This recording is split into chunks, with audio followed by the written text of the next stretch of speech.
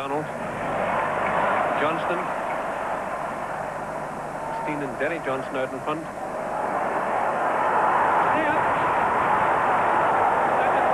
Rangers hadn't won a trophy for 4.5 years when they went into the 1970 League Cup final against a Celtic side who'd won that particular cup in 1965, 66, 67, 68 and 69 and were going for 6 in a row. But Willie Waddell and Jock Wallace took a gamble by playing a lad who would become the youngest player to score in a major British Cup final, still 11 days short of his 17th birthday. It was to prove the birth of a Rangers striking legend, Derek Johnstone. Everyone seems to think that was my first game for Rangers. It wasn't. I'd played 2 or 3 weeks previous against Cowdenbeath in the old First Division. I think we won 5-0 that day and I scored 2 goals. And for the next couple of games I was on the bench or I was in the reserves. And then when the big day came along, it was just such a surprise. You know, in these days they didn't travel down the coast to prepare for games on a Thursday. You came in on Friday as normal. And that's when they came in after training. And I always remember Jock Wallace and Willie Waddell took me into the boot room. They closed the door, locked it, to sit down. I looked at them, I thought I'd done something wrong. You know, I didn't have a drink the night before or anything. I said, it can't be that. So they sat me down and said, there's half a dozen tickets for tomorrow's game. You're playing. I want you to go home and get a good night's sleep. Now, I say to you, I'm a 16-year-old boy. Go home and get a good night's sleep. You're playing in a cup final the next day. I mean, I never slept the whole night. You're obviously dreaming about scoring the winner. And fortunately for me on that day, that's exactly how it turned out. I remember the goal very, very well indeed.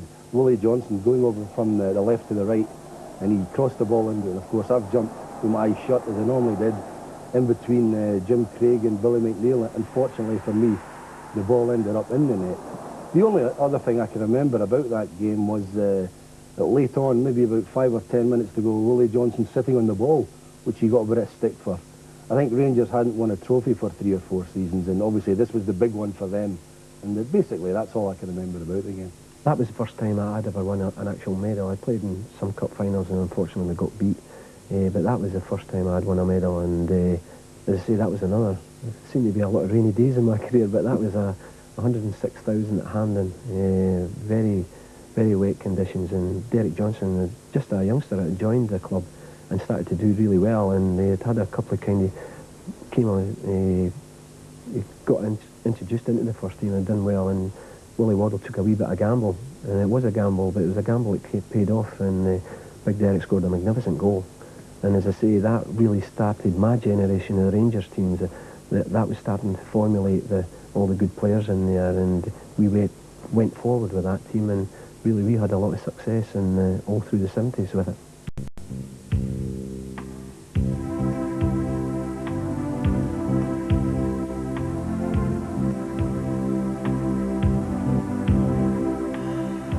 Turned up towards the halfway line. Johnstone through to Jardine. Jardine working his way into a triangle left foot shot, and it's a good one, and it's there! That's the station! That's the view from behind the goal. Over it comes. Punched away one-handed, and a chance for the goal! Referee gives it. Normally the Cup Winners' Cup is probably the easiest cup to win, and I think everybody recognised that. But the quality of the teams we played that period were exceptional. I mean, you know, Bayern Munich, I mean, they had Beckenbauer, Müller, Hoeneß. They had about 7 of the team that really won the World Cup with Germany. And I can remember that game in Bayern, in Munich. I think that's the biggest hiding I've ever got in my life as a team. For the first hour, we were encamped in our half in the 18-yard box. We never got out, and they gave us a roasting. But we managed to contain them and just keep it down to 1-0. And one of the reasons we did beat them is that we did have a really good spirit in the team. But as I said, we were exceptionally fit, and they just shot their bolt. And eventually we started to get forward. And they had gone, and then in the last 15 minutes we scored a goal, and we came back with a 1-1 result, and then we beat them 2-0 at Ibrox. They were a smashing side, Bayern, at that time. They had 5 or 6 German internationalists in the side, and we drew with them over in Munich, always remember that. And for me, the stars of Rangers at that period, during the cup winning side was Willie Johnson and Colin Steen. Because away from home, they were absolutely magnificent. They ran their legs off over there. We always seemed to do well away from home. It was important then to try and get a goal away from home, even in the 70s. Defensively, we were doing okay. We weren't giving much away, but these two lads were fantastic for me.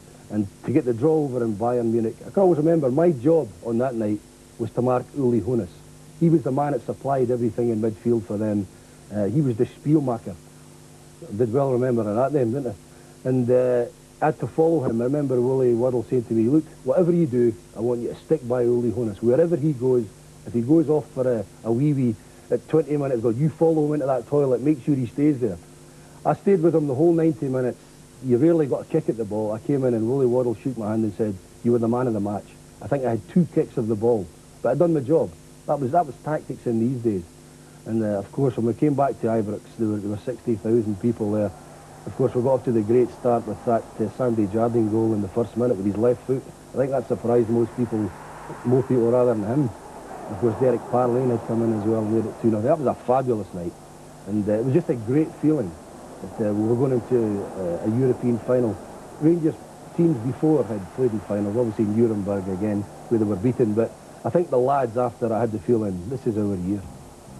The fans certainly believed it was to be their year, and the exodus began by bus, by car and by plane to the Catalan city of Barcelona and a meeting with Moscow Dynamo.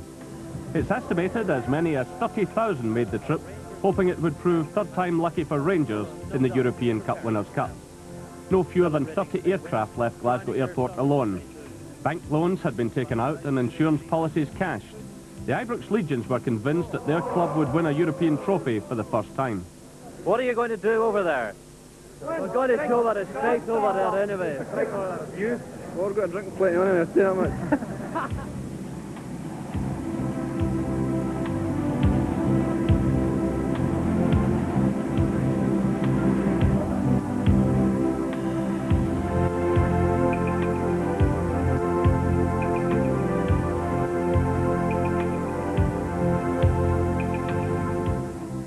John, a lot of people are taking the view that Wednesday night's match in Barcelona is really a make-or-break game for Rangers. Do you think it's as serious or as important as that? I wouldn't say it was make or break, Arthur. I would say it's a very, very important game for us.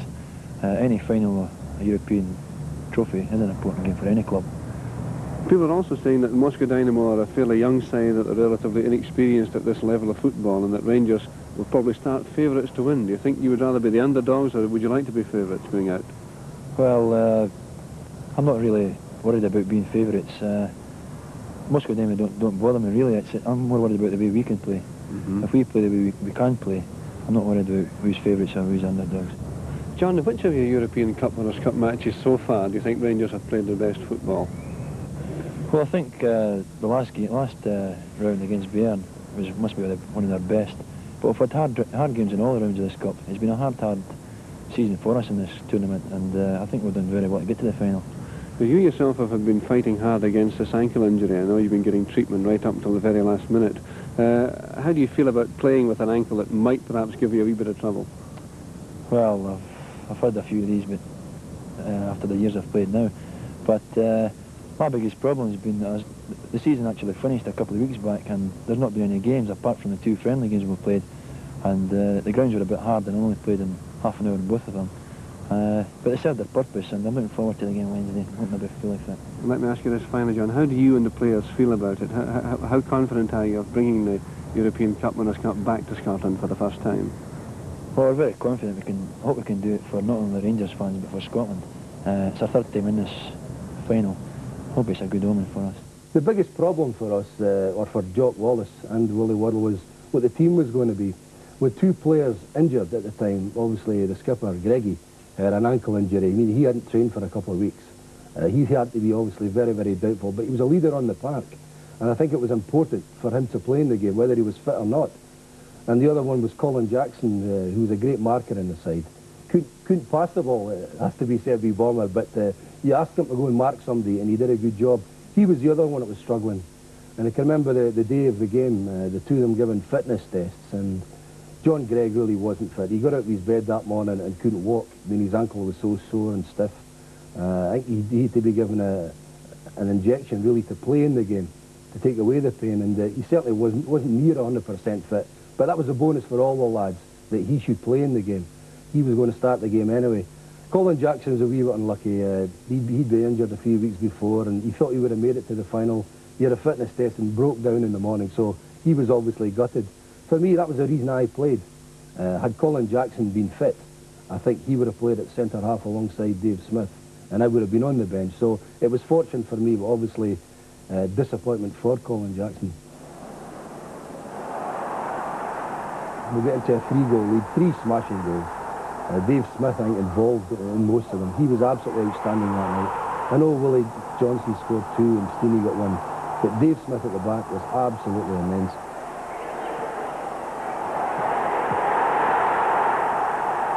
Of course, at 3-0, we thought we'd won it. And of course, they came back, they got a goal with about 15, 20 minutes to go. And then we got a bit slack at the back. I think we were tiring very, very badly indeed. We got a second goal, so I think the last few minutes we were on our knees really defending it. But of course, the final whistle was immense. I can always remember as soon as the referee blew his whistle, the thousands came on the pitch. And the first person at me was my older brother.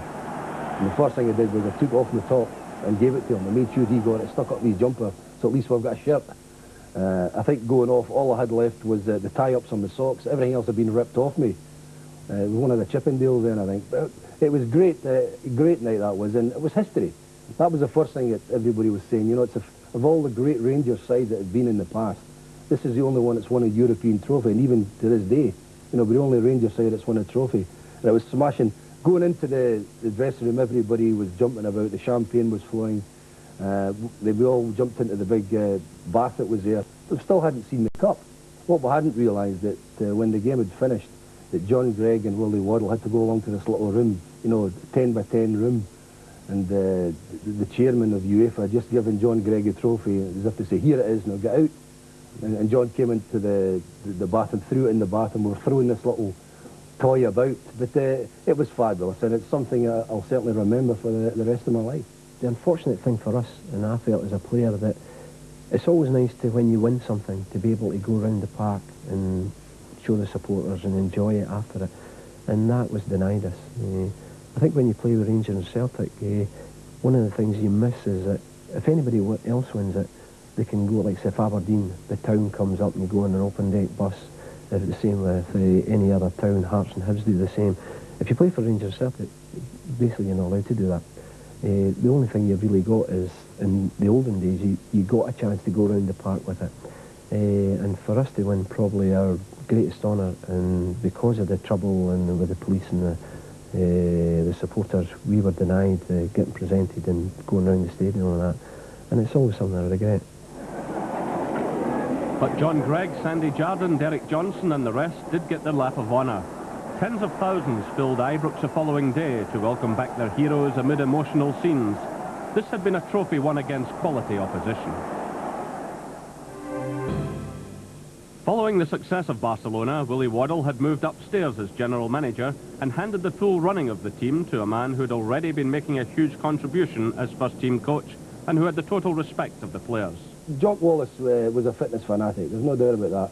I think if you look back, we won an awful lot of games in the last 10 minutes, simply because we were fit. I mean, I'm told, and again, tell me if I'm wrong, but the likes of the 70 final, that he was hosing players with cold water and rubbing whiskey into their scalps. Yeah. All kinds of stories going about. Yeah, Jock had a lot of funny ideas like that. And I always hate cold water. You know, I'm not a big fan of that. So what all the players had to do is, and everybody had to do it, we're all treated the same, we all did the same. And before the games, you had to go into the shower, and they had this power hose, and they would blast you with this freezing cold water. And everybody had to go through it. And, oh, I hated that. That was the worst part of the game. And then after that, you came through, and we had an old chap, that was when we first started to get a sprint coach, Tom Patterson. And he had used to take some of the sprinters from Meadowbank in these days for the Powder Hall sprint and training up. So he started to take us for sprint training, and some of the wee things he used to do is he'd make up a solution with whiskey and spirit and rub it on your head, and it did make your head tingle. I don't know if it made you play any better, but it seemed to work, so we carried on with it. Character building. A bit, yeah. That was the first start of the character. What about the training under Wallace, running up and down the sand dunes? A lot was made of that. A lot was made of it. A lot was made of it. The thing is that was the only thing we did. We did get a five-a-side sometimes. No, but I think the thing is that if you look at my team and the Rangers team that played there, I think about 8 or 9 of us played well into our 30s. In fact, I played till I was 39. And one of the reasons I played was that the training that I did. It was like you put it in the bank. I mean, initially I think we trained it too hard, and I think Jock recognised that. I mean, he used to murder us round the track and up and down the sand dunes. And a lot of people made a wee bit silly comments about it. But one thing is that we were exceptionally fit as a team. And then in the later life, when you get into your 30s, I think that's one of the reasons why we all played so long, because we had trained so hard and looked after ourselves so well that it was like having it in the bank. And the team I played in, and Jock's team, basically all the players played, had a very good lifespan in the football. And partly it was down to Jock's training. But initially when we came, we had never seen anything like it. I always remember the first day they ever took us. We had a thing, what they called 40 minutes. And it was just 40 minutes non-stop running. And it was like lifts, lift 100 yards, lift 200 yards, lift 440. And your rest period was a jog. And we started with 46 players. And at the end of the training session, there was only 5 of us. They just fell out or dropped back. And we used to get that every Tuesday. So everybody made sure the early night on a Monday. This is a match between Rangers and Celtic. How the players go out there and perform tomorrow? When they go over that white line, they're on their own. They have to do what you've asked them to do. You can't predict form, you can't predict balance. You can only predict that these lads are going out to give everything they've got. Harlan. Jardine's a great one too. Selfish. 24.5 minutes played, and Kenny Dalglish has put Celtic into a 1-0 lead. Dixie Dean's got a little dummy movement which could have been interpreted as ungentlemanly conduct, but wasn't. McDonald. Slap back Harlan.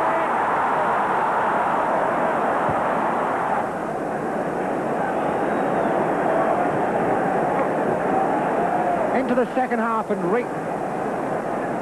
That's Quentin Young. Here goes Con. Con off on his own.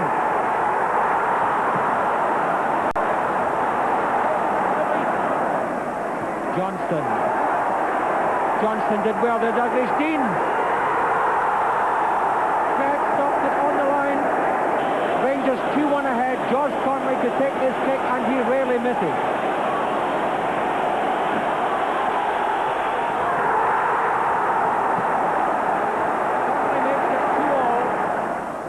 McLean taking this kick. Score 2-all. Conley covering. Touched it.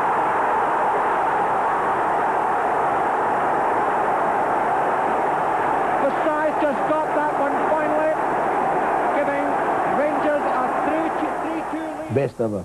Without a shadow of a doubt, it's the best Old Firm final I've played in. Smashing game. It was a game that had an awful lot of skill in it as well. I mean, it was 2 evenly matched sides at that time. And as everyone says, and quite rightly so, when form was out the window when these 2 teams play. It's one of the best. I think it was a centenary final. I always remember Celtic going in the lead. I'd played centre-half that day, and Kenny Dalglish scored for them. I think he turned me, not for the first time in the game, and had a great shot just under Peter McCloy. We got back into the game. Alex McDonald, whom I thought was a very, very underrated player. I thought he was a smashing player for Rangers. Did all the donkey work and scored his fair share of goals. He did well on the left, got to the byline, and Derek Parling, a tremendous header to make it 1 each. We felt at that time we were playing well. Celtic had probably the edge up until we scored the goal, so it was always nice to get back on level terms. And at half-time we got a bit of a roasting from Jock, who said to us, hey, you're as good as them, just believe that you're as good as them, go out there and show them what you can do. And of course, the first couple of minutes of the second half, just a ball from Quentin Young right through for Alfie Conn. Maybe outstripped Billy McNeil to hit the ball in 2-1. And we felt good after that. We were very, very confident. We were getting forward. There was a buoyancy about the team. And of course came the best save that John Gregg's ever made in his life. Tremendous play by Celtic. Wee Jimmy Johnstone got by me again. That was twice in the game. Squared. I think Dixie Deans had a great shot that beat Big Peter, and John Gregg dived along the goal line to keep the ball out. And I think nowadays he's obviously going to be off the park for that, but it was a fabulous save, and of course George Conley, the coolest man at hand, had stuck the ball in to make it 2-2. So I think after that Celtic got a lift, no doubt about that, and it was ebbing and flowing the game until a few minutes to go when wee Tommy McLean, it was a free kick on the left hand side. He just chipped the ball into the box, and we had everyone in there. We had a big side then anyway, and I managed to get my head onto the ball again. It hit both posts. I thought it was going in. And then Tom Forsyth, I think there's no doubt the best goal that he's ever scored in his life. I think it was about 3 centimetres when we measured it after the game. It doesn't matter if it was a 30-yarder or a 3 centimetre goal. Big Tom stuck it in, and I think the funniest thing in the world was trying to catch him after the game, after he scored the goal. But that was a fabulous game. And I think even the Celtic players after the game were saying it was a great game to play in. Obviously they were disappointed with the result, as were the fans, but for me, that's probably the finest. In fact, it was the best Old Firm game I've ever played in. That was really our team, my generation, really starting to hit the front. A lot of players, about 6 or 7 players, who were all at the same age, around about 23, 24, coming together. And that was us really starting to hit a cycle where we were the dominant team throughout the 70s. I always remember that final. It was a 3-2 cup final. It was a magnificent cup final. I mean, we played very well, but Celtic played well that day as well. And it had a lot of 3-2, a lot of goals, a lot of goal-mouth incidents, a lot of excitement. And it was played on a nice day, and I think 122,000 there. So that was one of the better football game cup finals I played in, and lucky enough to win. And the treble-winning years you must have particularly enjoyed. Yeah, they're sweet. I mean, as everybody, I mean, Rangers just 2 years ago won treble and nearly did it again. It is quite hard to do, no matter how dominant you are, because in the cups and that, okay, the league, the best team will always win it because luck balances it out. But in cups, sometimes you're up against it. Sometimes somebody gets a wee rib at the green, and to do that was a bit sweet. Another significant Old Firm victory came in January 1975, which pushed Rangers towards the last of the old First Division titles and prevented Celtic winning 10 in a row. McLean cutting infield. Square to Parlane. Parlane gets it back. Out to McLean, still dangerous. McDonald, Johnson, Scott, all in the middle. McLean, right foot to the left foot. There's the chip cross. Johnston going in, and it's there! Beautiful goal! Derek Johnson has scored in the 5th minute for Rangers.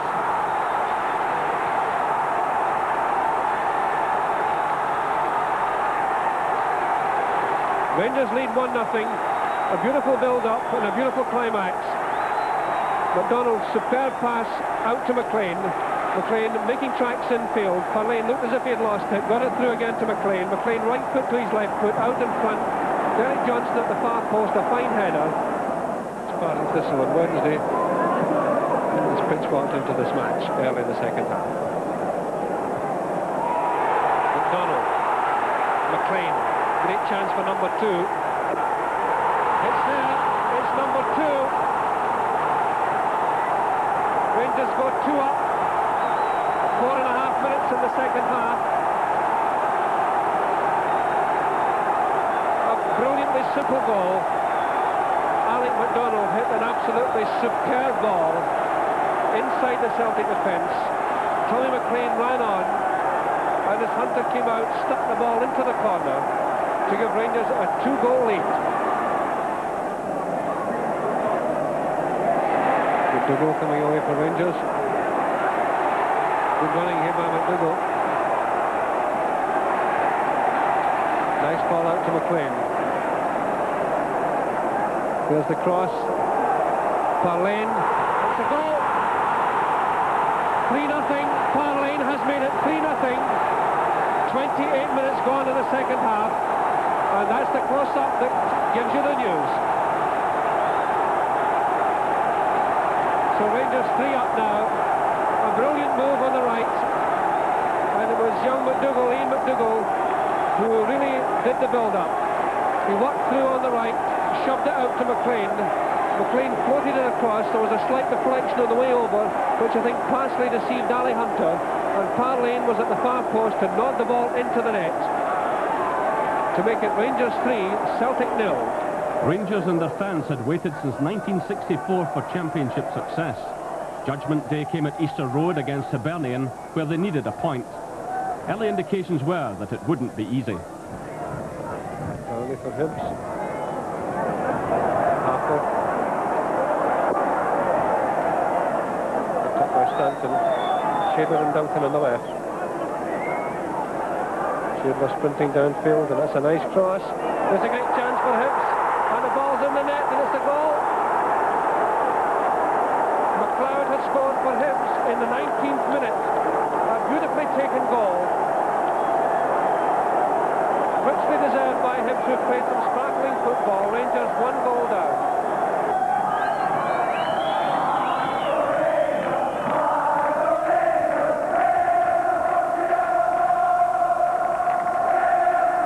Now Steen.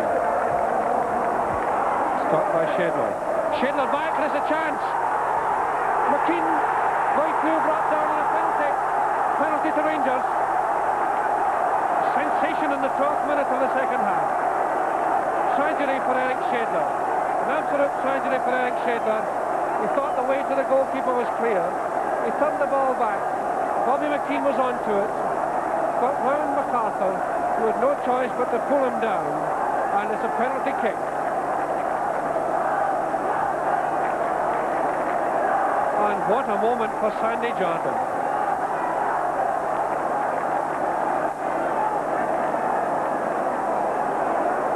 Rangers captain to take the kick.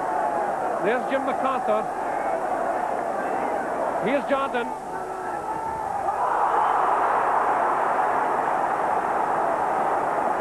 This is McKean.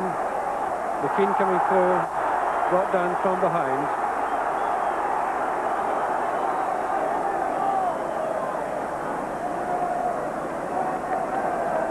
Ball given there against Ian Munro. Free kick to Rangers. McLean chipping it forward, headed down by Stanton. Rangers trying to keep the pressure on. McLean out to Jardine. Cool play by Jardine. A good pass forward to McKean. McKean going on the outside, getting it across. Chance for Steen and a goal! 16 and a half minutes played and Easter Road erupts.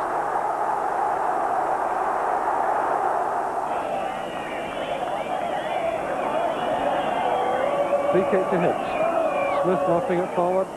Jackson heading down. And it's all over. And Rangers have done it. There's Jock Wallace. And there's Sandy Jardine. And that's the picture that says it all. Sandy Jardine had volunteered to leave the field, so skipper John Gregg, fighting against injury, could play in the closing stages. 6 times they've been second. Twice they've been third. There's John Gregg with Jock Wallace. Gregg with Jardine.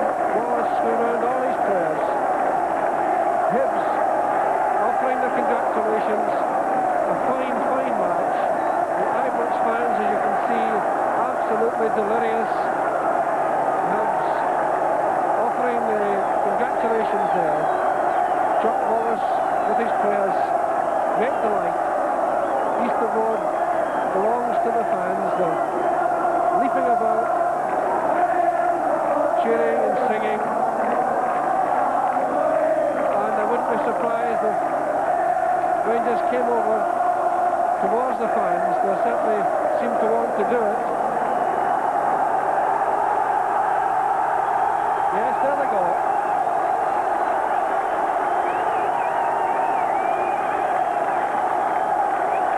Rangers coming across to huge support in front of us. John Gregg being lifted. John Gregg being lifted on the shoulders of his teammates.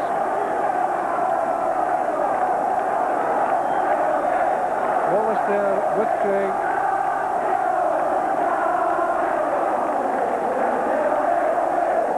One or two fans filtering onto the field. John Gregg going down, flooding the fans behind that goal. We saw Rangers survive a missed penalty and grab the equaliser, which has brought them the league championship.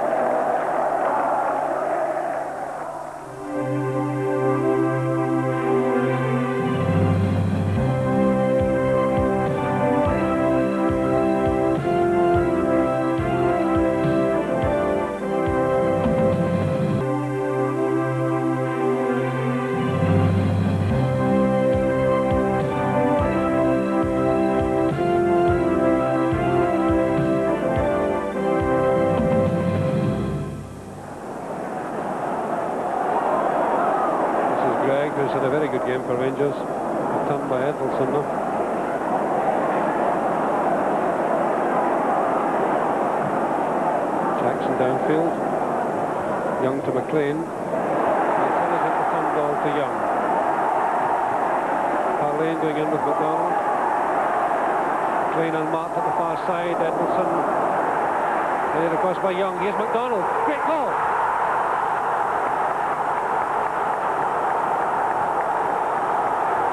Minutes in the second half. Harry McDonald breaks the deadlock.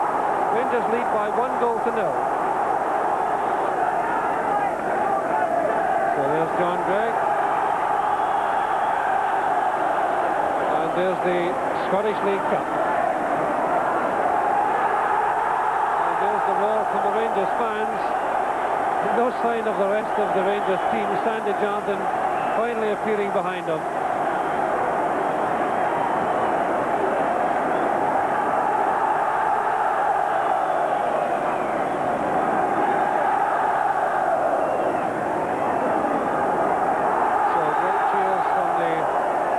Rangers fans. Quinton Young,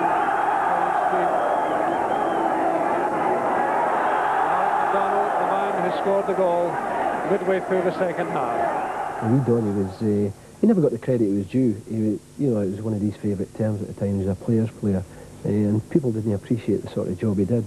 But if you look back in a lot of the films, all the big cup finals and semi-finals, Wee Donny's always the one that gets goals. He always great timing at riding in the box. McLean to Jardine. Holt trying to challenge out to Denny. There's plenty of time to float one across, which he does. Who's good for Johnstone? The chance for Barney to goal. Rangers lead 1-0 in the 29th minute of the match, and a simple goal it was at the end of the day. So a vital moment in this match, the all-important first goal going to Rangers. Derek Parlane, the scorer. Shot one from Denny. Playing through towards Jardine. A dummy and a chance for McKean. Back to Jardine. McLean lying wide, waiting for just such a pass. Good cross. Johnstone heading in, and it's there. 2-0 for Rangers. 14 minutes gone in the second half. A fine goal, well worked. Derek Johnstone, the scorer.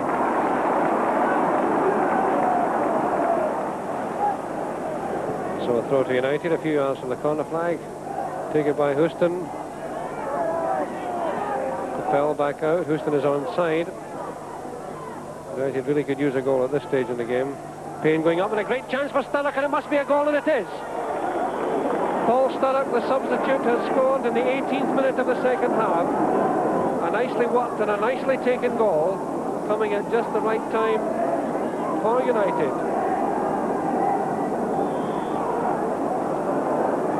McLean with a free kick, Miller behind him. Straight through out in front to Jackson, it's the goal. Colin Jackson ties it all up. 6 minutes to play. Rangers 3, Dundee United 1, and I would say that would be just about that. And it's a throw. McLean to Gregg. Parlane heading down, McDonald nipping in. And McDonald scores. 4-1. 3 minutes to play. Parlane is injured, but McDonald is the scorer. Will probably want to take this himself. Colin Jackson, as you see, moving down with his shadow Willie McVeigh, two of the biggest men on the park.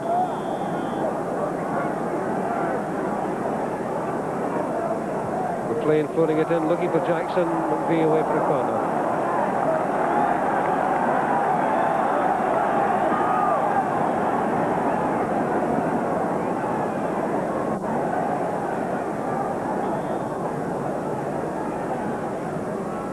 Keane, Henderson a touch, great chance for a goal. Derek Johnstone's 11th goal of the season.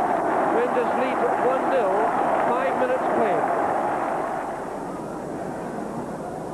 Gregg floating it in. Davidson, good ball. Maranello has a lot of room to move here. Pettigrew on the right, Graham on the left. Referee giving them the advantage. Davidson, a lovely ball to Pettigrew. And a deflection, and it's an own goal.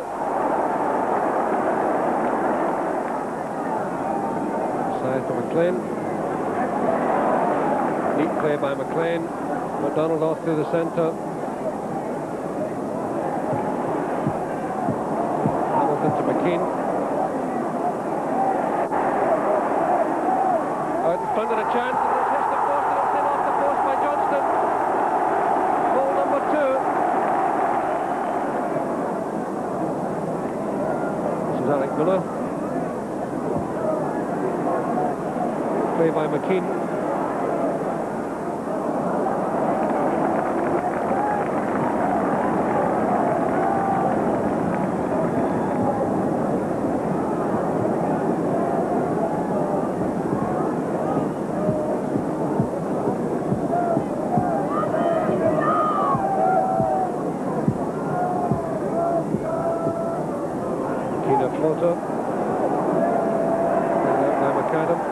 Hamilton.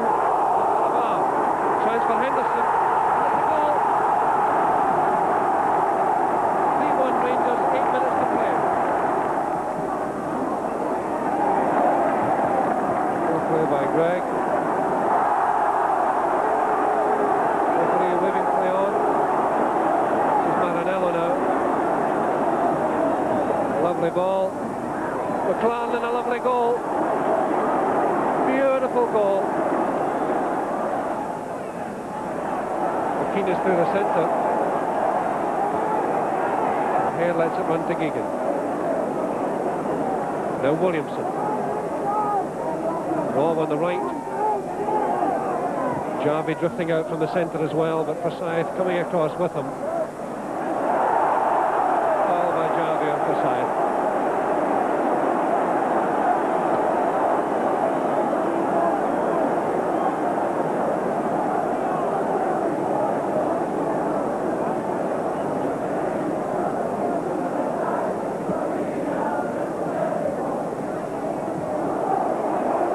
A chance for Johnstone. And it's a goal.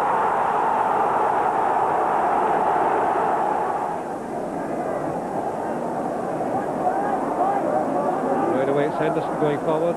McLean behind him. McLean a floater. McDonald 2-0. 30 seconds of the second half. Alec McDonald makes it. Rangers 2, Aberdeen 0. Greg with a free kick.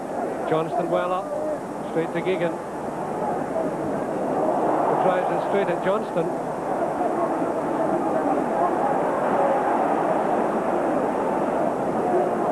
Rob then to Hare.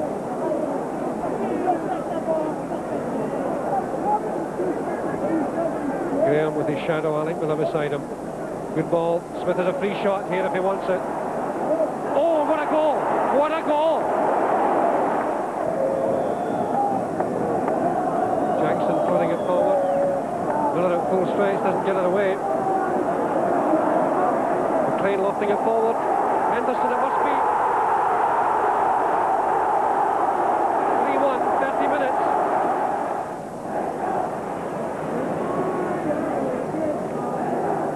Jardine.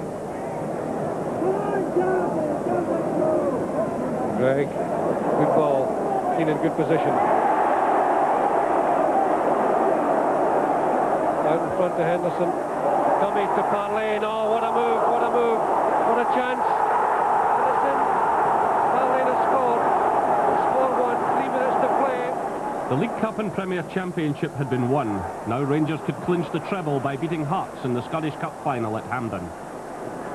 Hearts have won the toss, so Rangers kick off in the 1976 Scottish Cup final. The first meeting in the final between the two sides since 1903. There's the first free kick of the match to Rangers midway inside the Hearts half.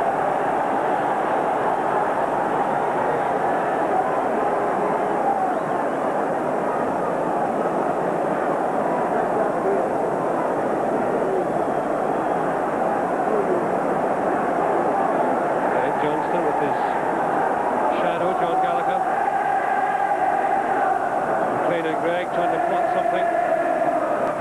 Both of Johnstone moving in, and it's a goal! A sensational start for Rangers. Derek Johnstone's 28th goal of the season, and it came in the first minute of the match.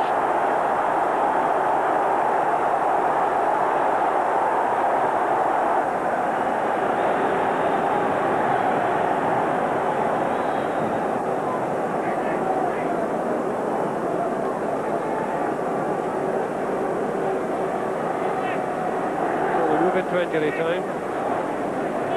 Waddell Jackson moving down. Keep putting it in. Now McDonald. And it's in! Goal! Alec McDonald's 9th goal of the season in injury time in the first half will make the half-time score. Hearts 0, Rangers 2.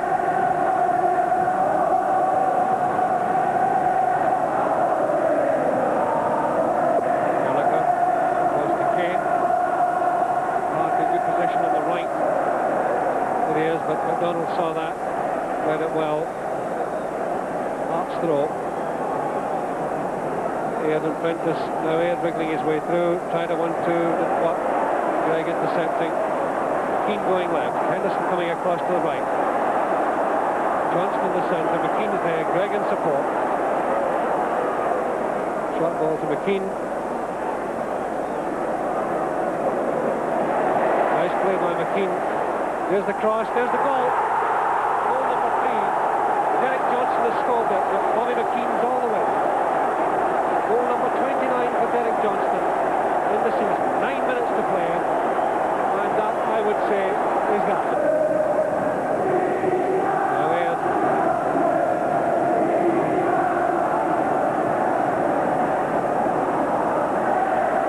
Great running by Aird. Left foot shot is on. There's a chance for a goal, and it's there. Tremendous run by Kenny Aird, setting up the chance for Graham Shaw. His 14th goal of the season, and a consolation perhaps for Hearts. Mr. Davidson looking at both his watches. And it's all over. All over. Jock Wallace is out of the tunnel. There he is, with his Johnny Hamilton. Derek Parlane is there. Very, very good cup final indeed. A superb performance by Rangers and a brave, brave effort by Hearts. But the cup final, alas, is all about winners too. And in a minute you'll hear the roar. There it is. As Mrs. Allen, the wife of the SFA Secretary, Mr. Willie Allen, hands over the cup to John Gray, and that's what the fans think about it.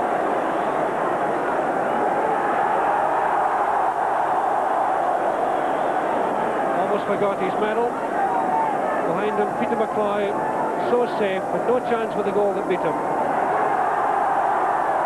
Waddell Jackson, and a magnificent game. A climax for him, a really tremendous season. Martin Henderson, his first Scottish Cup medal, something I remember all his life. Tom Forsyth played so well. Tommy McLean, Derek Johnstone, his 2 goals. The 76 side was a smashing team, and I think when we won the League Cup earlier in the season, we had the feeling that we were going to do well because we're a great blend in the side. All the way through the middle of the team it was solid, and I think if you're going to have a good side, then the backbone of the side has to be good.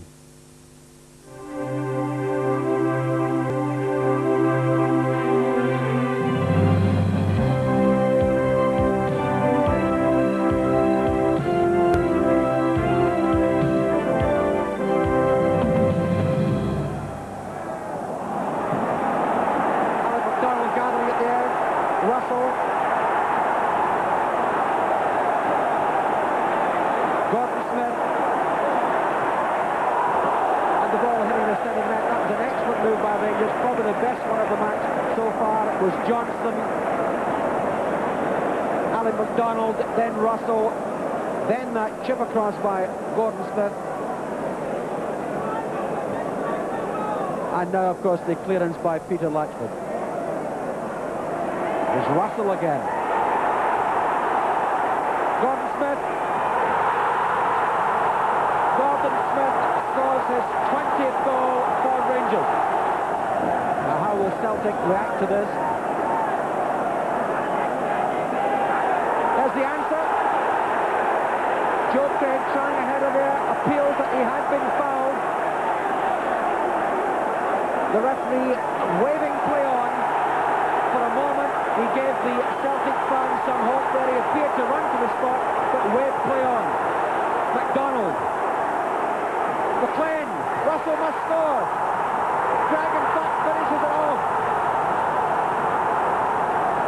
Celtic caught out there completely. They were busily protesting. The referee ran to the penalty spot, allowed the play to run on. Grab to move to the tackle, but Wilson slips away with the ball. He lifts it into the middle. Kennedy punches it. Drive by Aiken. Appeals there that the ball has been handled.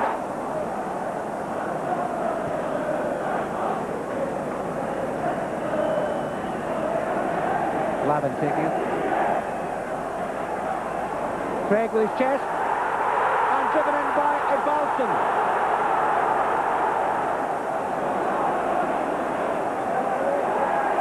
Jardine. It's touched in by Parlin.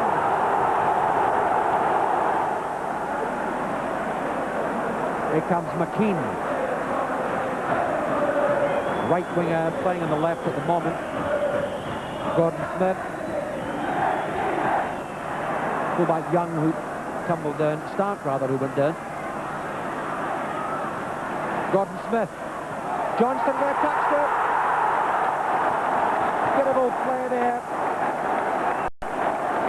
Rangers go one up.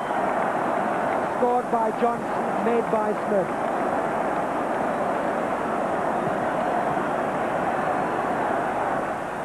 There it is again. See the way Smith controls the ball. Takes on his man, pulls away from him, cuts it across, and Johnstone just sticks at a foot and gets a touch to it. Jackson has come into the penalty box, not in your picture, but he'll run in from the left-hand side. Headed by Smith.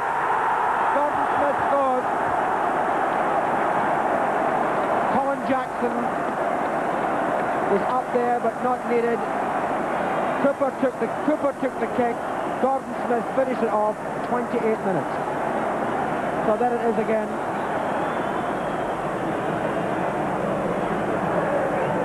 Here's the kick taken by Cooper, and a header by Gordon Smith, beating Hunter at his left-hand post.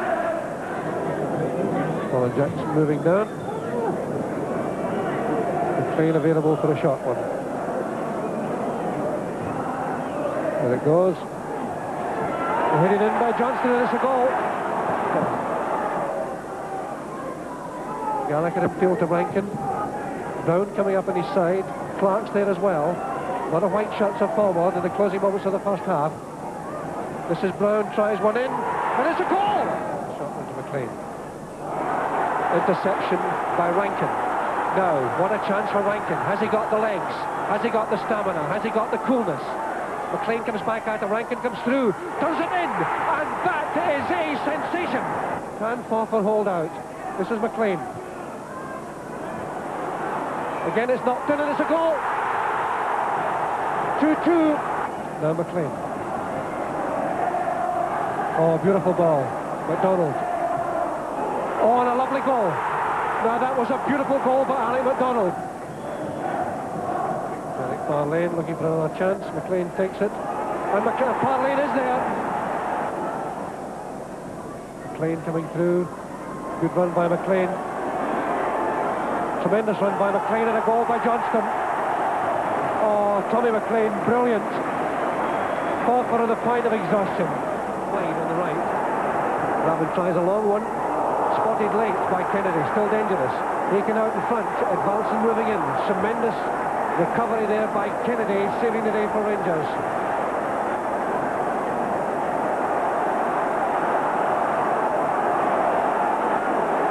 Now Smith quickly to the other end. Cooper unmarked. Back to Smith.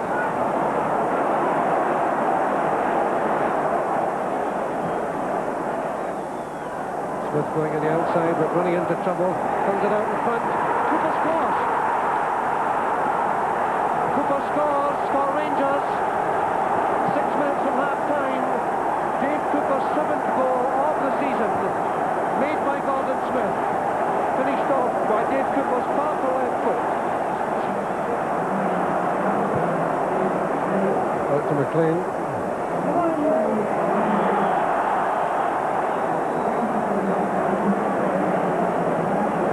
Free kick to Rangers.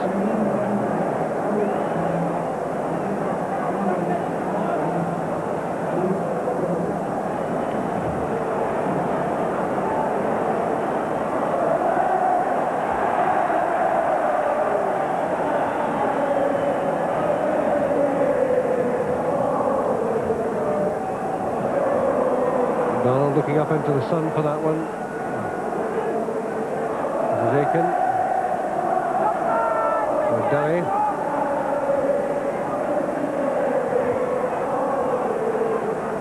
McCluskey.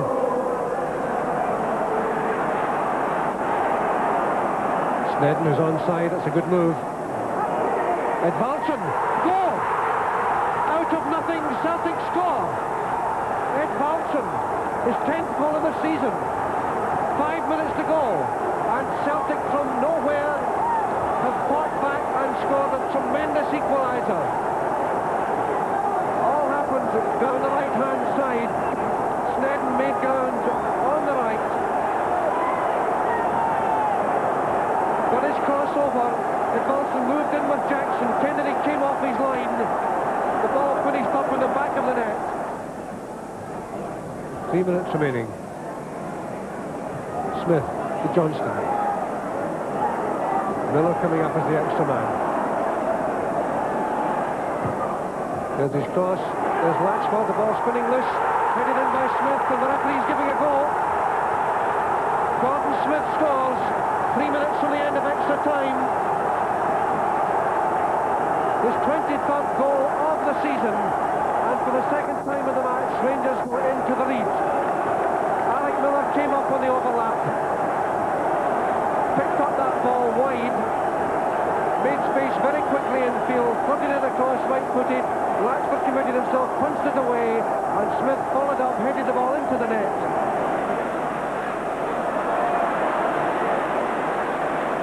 Gordon Smith. Cooper.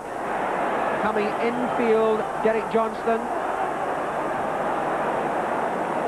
Russell. Johnson signalling for a return. Alec MacDonald. Beautiful goal by Alec MacDonald. 34 minutes, Rangers 1 up. Cooper twisting away from Kennedy, but Kennedy stabbed at a foot there and got it to Sullivan. Sullivan going in with Russell.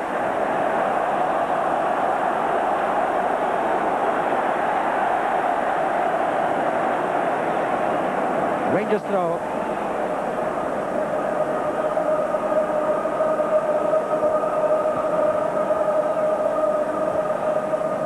Jardine.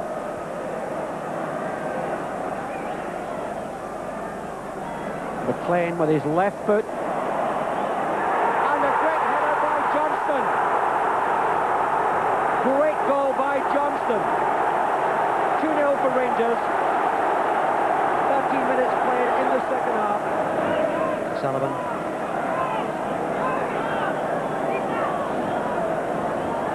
Miller.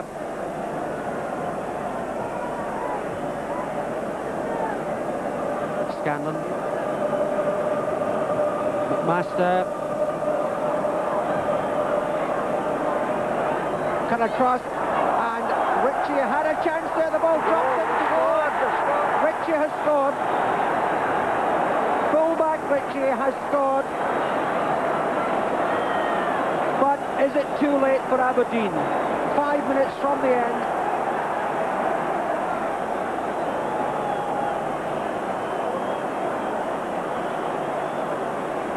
McLean. That's it. Rangers have won, and John Gregg has his 6th winner's medal. The remarkable man who has just capped 18 seasons at Ibrox, playing in his 73rd Scottish Cup tie, and Jock Wallace, the Rangers manager, saying well done to all the players. There is the face of a very, very happy man. A second treble had been won in 3 seasons, and Jock Wallace was indeed a happy man. So too was John Gregg.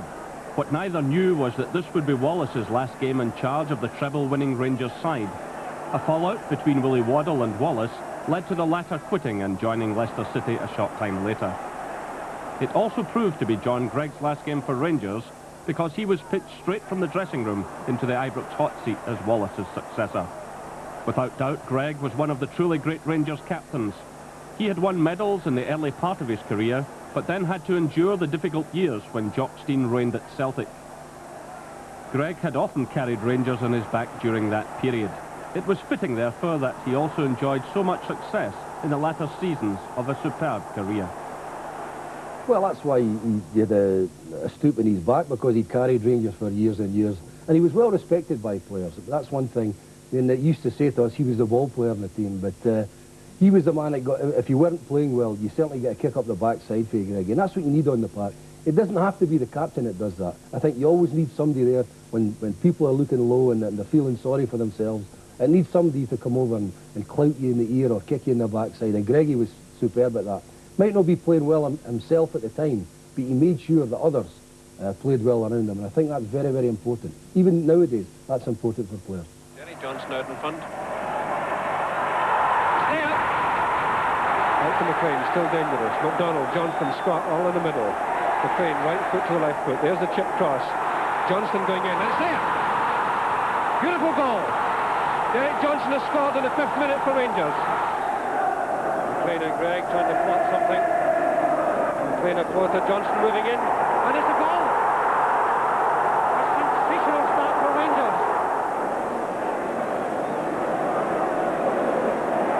Nice play by McKean. There's the cross, there's the goal. Goal number 3. Derek Johnson has scored it, but Bobby McKean's all the way. McLean with his left foot. And a great header by Johnston. Well, I thoroughly enjoyed my time there, especially with all the trophies that I'd won. You know, you see the 2 trebles, no one can take that away from you. I played with some smashing players, you know, from the wingers that I spoke about, the Willie Hendersons and Willie Johnsons, to the Tommy McLeans and the Davy Coopers of this world. I mean, without them, really, I certainly wouldn't have been the player I was. Because I said, I always needed ammunition to score goals, and when you've got players such as them supplying crosses for you, you can't fail. The 2 trebles were magnificent. I mean, it's something that Rangers haven't done in the past. And Jock will always be remembered for that. I mean, there was too many people that said he was a fitness fanatic, he wasn't very good tactically. But at the end of the day, in 10 or 15 years' time, looking back at the records, it's 2 trebles. And that's what will go down in history.